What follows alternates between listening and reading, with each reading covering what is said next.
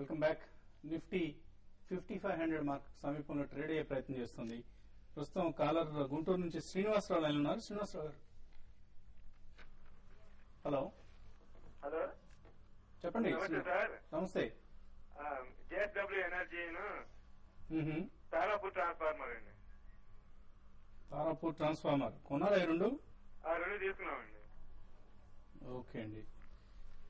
ఎలా ఉంటాయి రెండు?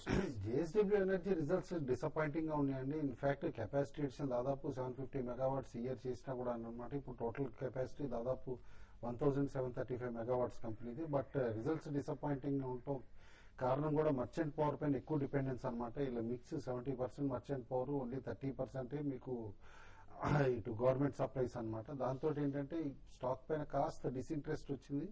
నేను అనుకోవటం మాత్రం current weakness sign for accumulation అనమాట. కొందాం అనుకుంటే కనుక మీరు లాంగ్ టర్మ్ కి ఎట్ కరెంట్ లెవెల్ స్లోగా అక్యుములేట్ చేయొచ్చు. బట్ వర్స్ట్ అయిపోవాలంటే కంపెనీకి 80 రూపీస్ పైన కంటిన్యూస్ గా ట్రేడ్ అవ్వాలి. అది క్వైట్ ఏ డిస్టెన్స్ అనమాట. యాజ్ ఆఫ్ నో అది అబ్జర్వ్ చేయండి. తారాపూర్ మాత్రం లో ఎండ్ ట్రాన్స్ఫార్మర్స్ చేస్తారండి. కానీ కాంపిటీషన్ ఇప్పుడు బాగా ఇంటెన్సివ్ అయిపోయింది అనమాట ఆ సెగ్మెంట్ లో. కాబట్టి మార్జిన్స్ సస్టైన్ చేసుకోగలదా అనేది కాస్త డౌట్ఫుల్. ఎందుకంటే ఇన్ఫాక్ట్ లార్జర్ కంపెనీస్ లైక్ ఇన్నోటెక్ ఇవన్నీ కూడా నెగిటివ్ రిజల్ట్స్ చూపించిన ఈసారి. నేను అనుకోవటం ప్రిఫరబుల్లీ అవాయిడబుల్ అండి. నెక్స్ట్ కాలర్ రవి హైదరాబాద్ నుంచి. రవి, హలో. హలో, చెప్పండి రవి గారు. నమస్తే కుటుంబరావు గారు. నమస్తే అండి. సింప్లెక్స్ రియాలిటీ బాగా బాటం అవుట్ అయిందండి, కొనొచ్చా? ఏదండి? సింప్లెక్స్ రియాలిటీ అంటే ఒక్కటండి అక్యుములేట్ చేయాలండి. నేను అనుకోవటం రియాలిటీలో కాస్త ఓవర్ డన్ ఉందన్నమాట. ఎందుకంటే కంటిన్యూస్ గా ఇటు రేట్ సెన్సిటివ్ అని చెప్పేసి ఇంట్రెస్ట్ రేట్స్ పెరిగిన స్టాక్స్ కి ఇమీడియట్ గా కరెక్షన్ రావటం. అయితే ఈ లాస్ట్ ఇంట్రెస్ట్ రేట్ హైక్ తర్వాత మీరు ఫ్రంట్ రన్నర్స్ చూస్తే కనుక డిఎల్ఎఫ్ గానీ హెచ్డిఐఎల్ గానీ ఇలాంటి స్టాక్స్ ఏ పడలేదన్నమాట. ఓన్లీ యూనిటెక్ అంటే బికాస్ ఆఫ్ 2G కన్సర్న్స్ పడింది, కానీ అదర్ స్టాక్స్ సిగ్నిఫికెంట్ గా వీకెన్ అవ్వలా. అంటే నేను అనుకోవటం కాస్త బాటమ్ అవుట్ అయింది. ఎస్ఐపి చేయండి మీరు, అగ్రెసివ్ గా ఒకేసారి 1 స్టాక్ లో కొనుక్కోండి. నెక్స్ట్ కాలర్ శ్రీనివాస్ విజయవాడ నుంచి. శ్రీనివాస్ గారు, good evening sir. Good afternoon. చెప్పండి సార్. కొడాయి ఇండియా గురించి కుటుంబరావు గారు కొంచెం లాంగ్ టర్మ్. కోడే డిస్టిలరీస్. అవునండి. ఓకే అండి. ఓకే అండి. బేసికలీ లిటరలీ హోల్డింగ్ కంపెనీ అనేది ఇప్పుడు కర్ణాటక బేస్డ్ అయినా వీళ్ళకి డైవర్సిఫైడ్ బిజినెస్ ఇంట్రెస్ట్ ఉన్నాయి. అయితే ఇదివరకు లిక్కర్ కి పీటర్ స్కాట్ లాంటి బ్రాండ్స్ ఫేమస్ ఉన్నా కూడా అవి లీజ్ కింద ఇచ్చారనమాట. బగ్గా అనే ఇటు మన ఆంధ్రప్రదేశ్ ఆయన వీళ్ళే తీసుకున్నారు.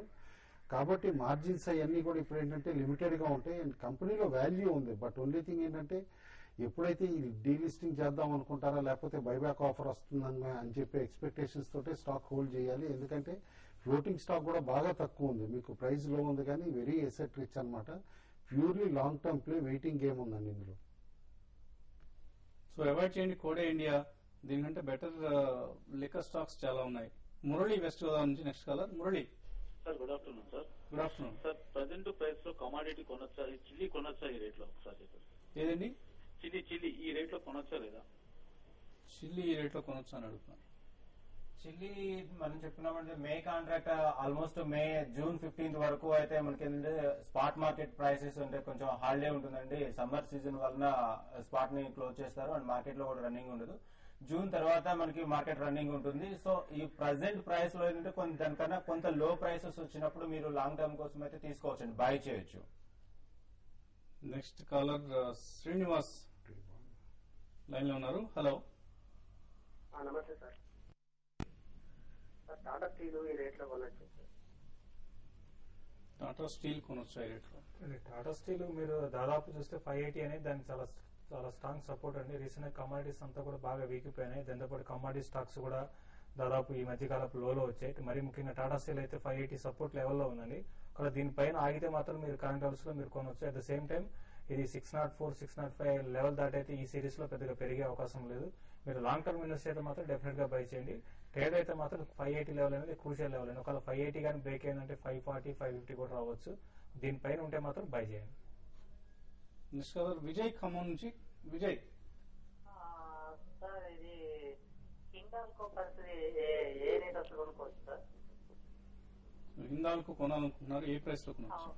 హిండాల్కో కూడా సేమ్ టాటా స్టీల్ లాగేనండి. ఇది కూడా చూస్తే మార్నింగ్ కూడా చెప్పడం జరిగింది. ఇప్పుడు 193 ఆ లెవెల్లో ఉంది. కాబట్టి కరెంట్ లెవెల్స్ లో మీరు బై చేయొచ్చండి. ఎందుకంటే ఏమాత్రం కొంచెం మార్కెట్ బౌన్స్ అయితే మళ్ళీ ఇది 204, 205 దాకా పెరగచ్చు.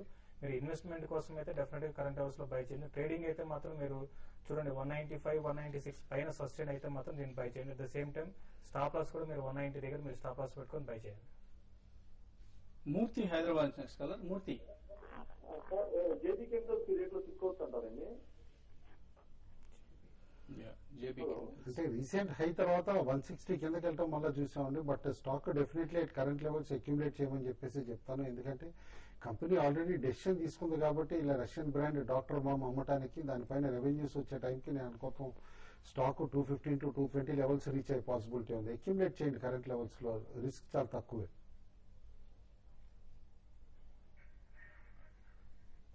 సో కాకినాడ నుంచి నెక్స్ట్ కాలర్ లైన్ ఉన్నారు. హలో,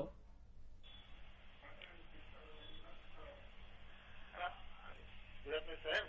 గుడ్ ఆఫ్టర్నూన్ అండి. సార్ మాకు పటేల్ ఇంజనీరింగ్ గురించి ఒకటి కావాలండి. నెక్స్ట్ మార్కెట్ ట్రెండ్ అసలు ఏం అర్థం కావట్లేదు. ఇంకా ఈ టైంలో అమ్ముకోవచ్చా లేకపోతే ఇక్కడ ఏమైనా ఇన్వెస్ట్మెంట్ బాగా పెట్టచ్చా? స్టాక్స్ ఎక్కువ ఉన్నాయండి. దాని గురించి ఏమైనా ఈ టైంలో ఏమైనా బయటకి ఎగ్జిట్ అయిపోమంటారా లేకపోతే ఇంకేమైనా చూడొచ్చా? 50 దాకా వస్తుంది అంటారా? ఓకే అండి. సో కొద్దిగా కన్ఫ్యూజ్డ్ గా ఉన్నారు మార్కెట్ లో అందరూ, ఇంక్లూడింగ్ బ్రోకర్స్ అండ్ అనలిస్ట్. అంతే, ఎందుకంటే చాలా స్ట్రాంగ్ సైడ్ వే ట్రెండ్ లో ఉందండి. డైరెక్షనల్ బ్రేక్అవుట్ అనేది వచ్చే వరకు క్లియర్ గా మన క్లారిటీ రాదనమాట. కాబట్టి ఎందుకంటే ఇప్పుడు పెద్ద పోర్ట్ఫోలియోస్ ఉంటాయి కనుక, like suppose front line stocks లో పోర్ట్ఫోలియో ఉంటే మీది లైక్ రిలయన్స్, టాటా స్టీల్ ఇలాంటి స్టాక్స్ ఉంటాయి కనుక డెఫినెట్లీ నిఫ్టీ తోటి హెడ్జ్ చేసుకోవాలి. ప్రిఫరబ్లీ స్ట్రాంగిల్ స్ట్రాటజీ కూడా చేయొచ్చు అనమాట. అంటే ఆ డౌన్ సైడ్ 5400 పుట్టు, on up side 5600 call by చేసి అనమాట. అట్లా స్ట్రాంగిల్ తీసుకోవడం అనేది సేఫ్టీ ఇస్తుంది కాస్త. But all in all market side way trend లో ఉందండి. డెఫినెట్లీ మీరు అన్నట్టే కాదు, అందరూ కూడా కాస్త కన్ఫ్యూజ్డ్ స్టేట్ లోనే ఉన్నాం. ఎందుకంటే బ్రేక్అవుట్ అనేది తెలియట్లేదు ఎటు సైడ్ అనమాట. ఇప్పుడు పటేల్ ఇంజనీరింగ్ గురించి అడిగారండి. పటేల్ ఇంజనీరింగ్ అయితే రీసెంట్ కరెక్షన్ తర్వాత స్టాక్ లో కొంచెం మైనర్ అప్ ట్రెండ్ అనేది వచ్చిందండి. కాబట్టి మీరు స్టాప్ లో అంటే మీరు ఇన్వెస్ట్మెంట్ కోసం అయితే మాత్రం మీరు హోల్డ్ చేయండి. ట్రేడింగ్ కోసం అయితే అరౌండ్ 147 దగ్గర మీరు స్టాప్ లాస్ పెట్టుకుని స్టాక్ ను హోల్డ్ చేయండి. ఇది 150 పైన సస్టైన్ అయితే మాత్రం మళ్ళీ 165 to 170 దాకా పెరిగే అవకాశం ఉందండి. నెక్స్ట్ కాలర్ సురేష్, గుంటూరు నుంచి. సురేష్ గారు నమస్తే సార్. కుటుంబరావు గారితో మాట్లాడాలి. అడగండి. సార్ నేను సిల్వర్ తీసుకున్నాను సార్. ఒక 6 kgs తీసుకున్నాను. ఫిజికల్ గానే తీసుకున్నాను. ఏ రేట్ లో తీసుకున్నారు? 60,000 మీద తీసుకున్నాను సార్. ఓకే అండి.